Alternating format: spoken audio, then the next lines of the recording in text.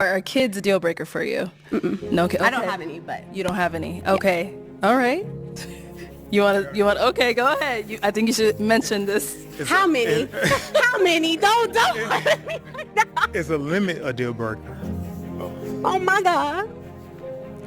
If you gotta ask, how many baby moms? You gotta think about it? No, I'll throw up. 4. Baby moms or kids? Yeah.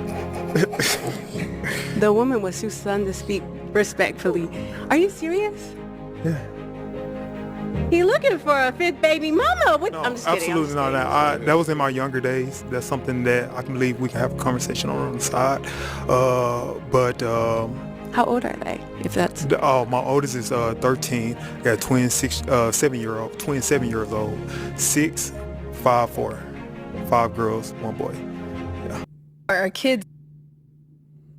All right, Shalom Akim, Shalom, all praises, glory and honor to Yahweh, Ba'ashem Yahushai, Ba'ashem Akakwadash, that honors the apostles and the elders, great millstone, for teaching us his truth, citations to the sincere Akim and Aquath and listen. May the blessing of election be upon your house. My name is Brother Requai. I'm back in here with another quick and Lord's will as always an edifying lesson, and I pray and sincerely hope that this lesson is edifying and exhorting. So I played a clip, and it shows you this. I think this is the Pop the Balloon show. I'm not really sure what I want to title it. Something along the lines of the Israelite man is essentially castrated. In this society, right? So, as a matter of fact, let me just get the word castrated.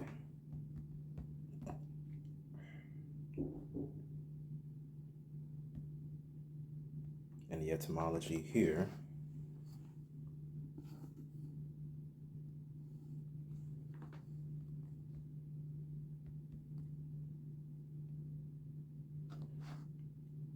Okay, so here it says a man or a male animal whose testicles have been removed, right? So this is pretty much, what the society does to you, right? As men, even as Israelite men, right? Because, one of our things, we like to be, we're a fruitful people. We are fruitful and we multiply, right? And that was one of our commands. Went back to Genesis, the 1st chapter, right? Let me see here. It says in the etymology to deprive of the testicles, emasculate. It says in Latin, it says castratus. To castrate, emasculate, to prune, knife, instrument that cuts, right? So to destroy the strength and vitality of, right? So this is what the society does to you, and not meaning in a physical sense, but with the sense of the philosophies that is pushed forth in this place, right? And it basically, it dims the vibration of you Israelite men, that you cannot fully function in and be in your strength and be men, right? Because, we know that we're not like the other nations. The other nations are not as strong as we are, right? So, I saw this quick clip and I just wanted to make a couple points on it, because the way Esau is heading in this society, it's like he wants you to subscribe to AI girlfriend, something that is not real, right? This is why he can't be in power. This is why he has to be taken out of power, right? So, and he's making things so expensive to the point where you're not able to even have children, and children are truly a blessing, right? So what I'll do is I'm just gonna jump around here, grab a couple of scriptures, and I sincerely pray and hope that this lesson is edifying. Right? So this is Psalms chapter 127, verse 3. Excuse me. And it says, children are an heritage of the Lord Yahweh, Ba'ashem Yahushai, and the fruit of the womb of his reward. It says, as the arrows are in the hand of a mighty man, and so are the children of the youth. Happy is the man that hath his quiver full of them, right? So this man, he's on the show, right? And he basically has to justify and make it sound like having children is a bad thing. And that's how far gone our women are, to the point where, being and sleeping around with a bunch of men is socially acceptable. But if a man does what an Israelite man does in his right mind, is to essentially be fruitful and multiply, right? He's making duplicate copies of himself. He's vilified for that. He's demonized for that, right? I remember years ago, not even years, excuse me, it was about a couple months ago, there was this video that was circulating of an interview with the singer-musician Akon, and he was interviewing a so-called black woman. And I believe he had 9 children on the video, if I'm not mistaken. If you brothers find the video, you could post it. And essentially, the woman that was interviewing him, she was kind of like trying to vilify him, and make it sound like what he was doing is a bad thing, and I forgot how much how many wives he had, right? And that's another thing that rubs our women the wrong way, is a man having multiple wives. Anyways, the point really is that him expressing that in this society, you see how the Israelite man is being socially castrated, to the point where they just want you to fit into that box of having that one wife and that one child, so on and so on, so forth. And if that's a brother's preference, by all means, but it's within your strength to have more than one, and it's within your strength to have more than one, and it's within our right as Israelite men to have more than one wife, right? So let me continue reading verse 5, and it says, happy is the man that hath his quiver full of them, they shall not be ashamed, right? And you saw in the clip here, it's kind of like we've so, as a nation, we're so far gone as a society where, he has to kind of feel shameful for, essentially making duplicate copies of yourself, for actually having children, for procreating, right? That's how you continue a life, and that's how you build a company of nations. And that's exactly what was told to Jacob, right? And I'll get that next. And it says, they shall not be ashamed, but they shall speak of the enemies in the gate, right? So let me get that in regards to Jacob. This is Genesis 35. And it says verse 10, and it says, and Yahweh said unto him, thy name is Jacob, thy name shall no more, thy name shall not be called any more Jacob, but Israel shall be thy name, and he called his name Israel. And Yahweh said unto him, I am the power almighty, be fruitful and multiply.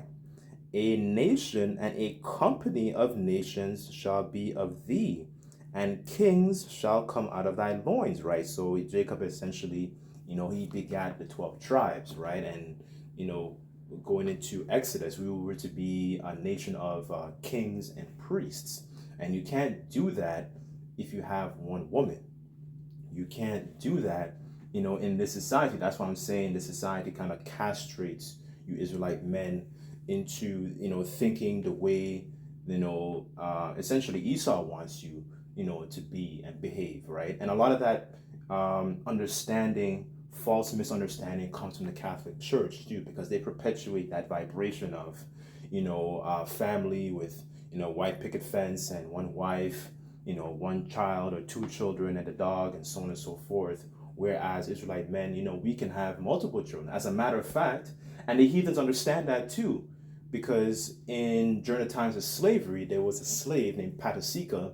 They were slaves, Jake slaves, Israelite men that were used as sex breeders.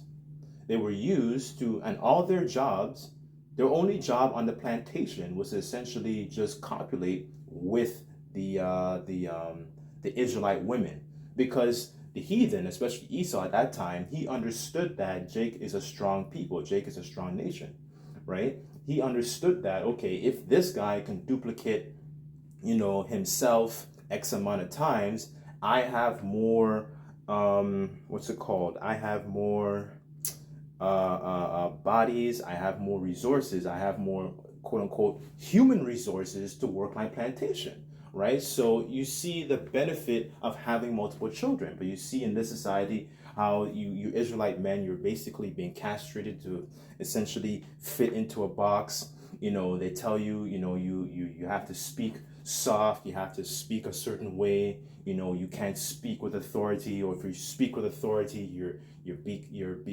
behaving a little rough, you know what I'm saying? Like, you see how the society kind of chips away at you, right? I'll just read that last part again, and it says, "A nation and a company of nations shall be of thee, and kings shall come out of thy loins," right? So, that's, you can't, and Jacob, he worked, he worked 7 years, he acquired Leah, right? And then he worked another 7 years and he acquired Rachel, and then I believe the other handmaids, that helped to essentially be the groundwork to build and have those 12 sons, right? They were very, very instrumental. And that shows that he didn't have just one wife, right? That was an acceptable thing in the ancient times, right? But in this society, they deem it as unacceptable. They deem it as, you're a loose cannon. They mock you, they vilify you, especially if you're an Israelite man that does that. If you have a little bit of status, then you sort of kind of get away with it, but they still, especially our women, they're so far gone because of the philosophies of the serpent, to the point where they think that when a man does that in his full strength, and he's in his full strength, he's essentially being, they make fun of him. They say he's like a man horse, so to speak, right? A man cannot, what's the word I'm looking for?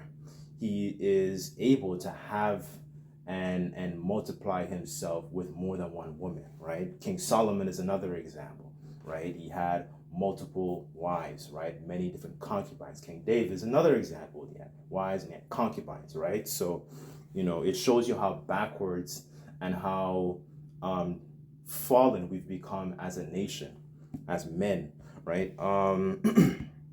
This is 2 Ezra 14.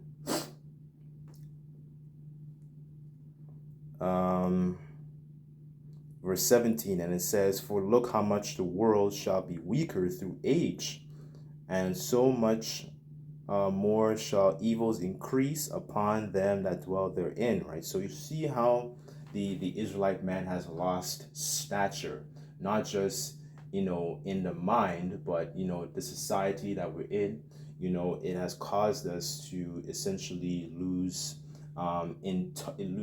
we lost a lot of touch with our manhood, right? Right? And then part of that is to actually have substance and actually have children, right? But they make it sound like in this society, it's, having children is a bad thing, right? So,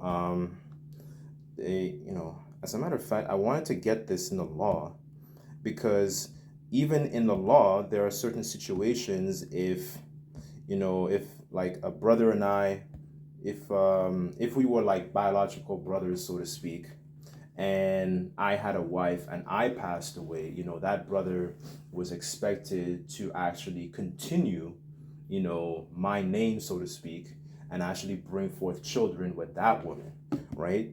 So the Lord, he set it up in a way where we're able to, continue our lineage, so to speak. He's not like Esau, so to speak, where he's trying to create, Terminator seeds, where he's trying to cut off, the name of Israel and so on and so forth, right?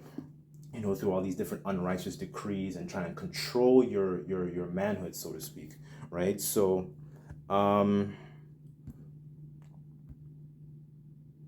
this is Deuteronomy 25, verse 1. Actually, I'll start at verse 5.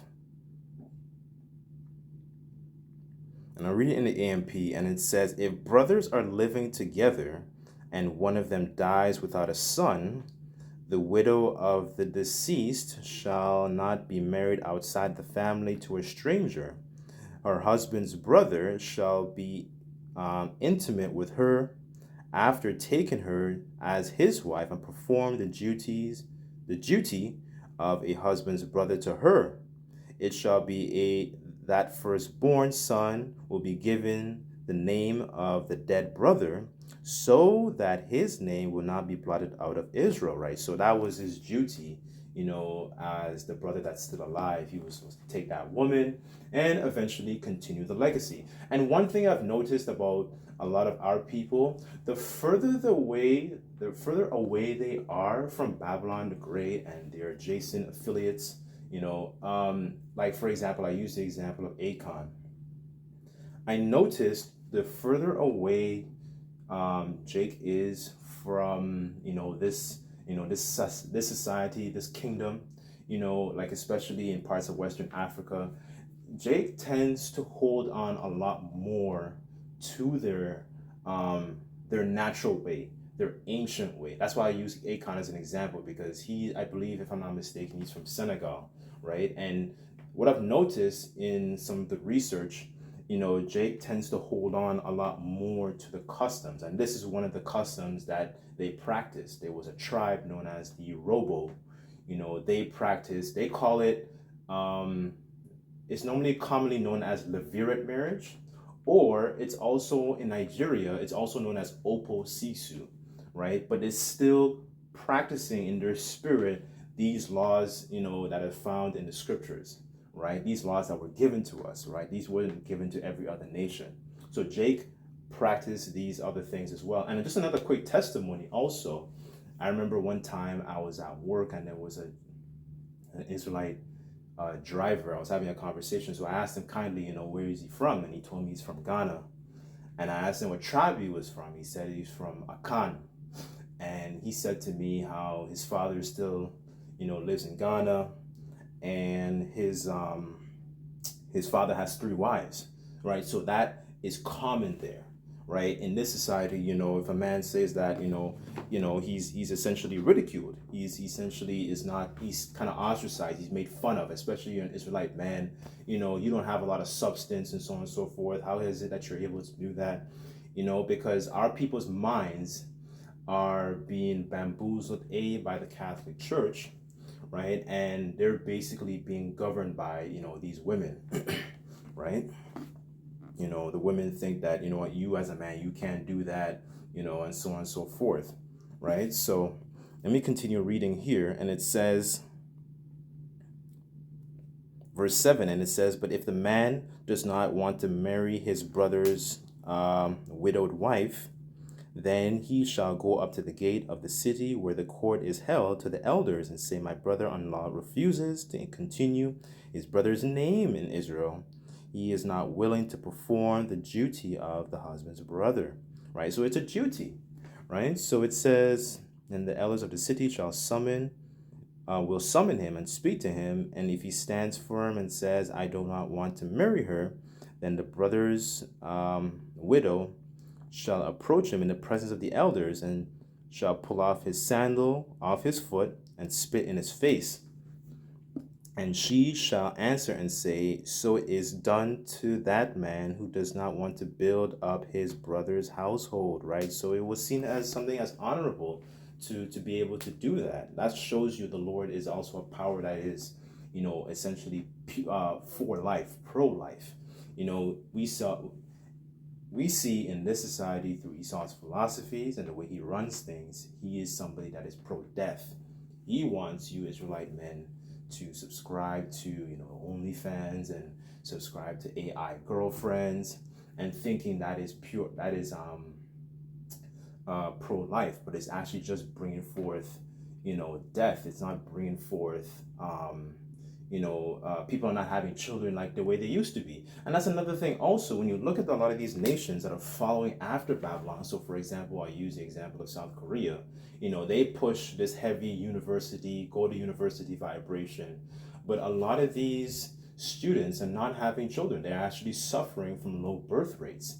Imagine if you implemented one of these laws of the Heavenly Father upon this earth. You see the drastic change it'll make, so all these other nations, like these Western nations that are supposed to be so-called enlightened and so on and so forth, we see that these nations are all suffering from low birth rates.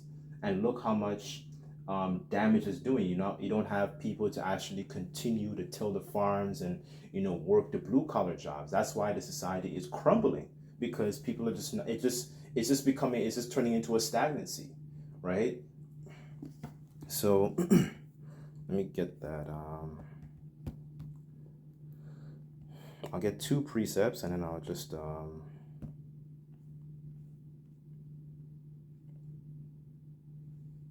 where is it? Sirach.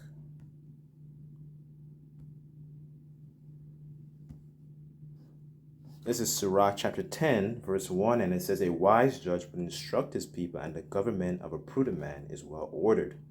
As the judge of the people is himself, and so are his officers. And what manner of the ruler of the city is, such are all that dwell therein. An unwise king destroyeth his people." Verse 3. Here's the point, and it says, "An unwise king destroyeth his people, but through the prudence of them which are in authority, the city shall be inhabited," right? So you see the population start to decline because people are not having children as much as they used to, and that's another thing too, these other nations, especially Esau, he's afraid of us multiplying, right? That's why they try to do certain things like trying to block out the sun and all that kind of stuff. They're afraid of us, multiplying and actually banding, together as a nation, right? These people are afraid of these things. What was that? Matthew 22.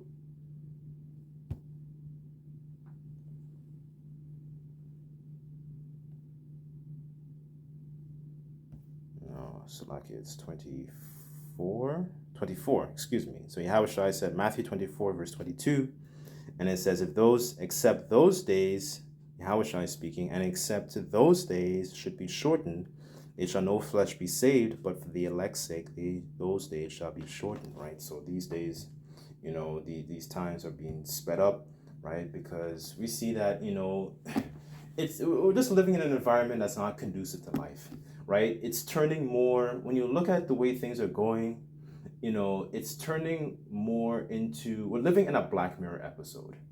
We're living in a space and time where,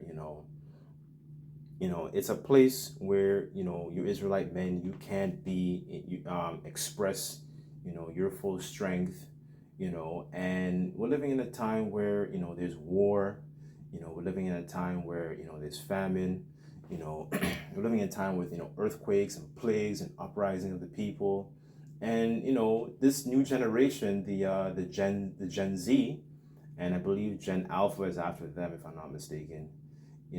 These people are not interested in having children like that. They can't even afford to buy a house, right? So what's left for this? What's left for this environment, right? So, anyways, I just thought I would just quickly touch on that. How you Israelite men are being castrated in society. But anyways, Lord's words was edifying. I'd just like to give all praises, glory, and honor to Yahweh Bashem Yahushai. Till next time, I say Shalom.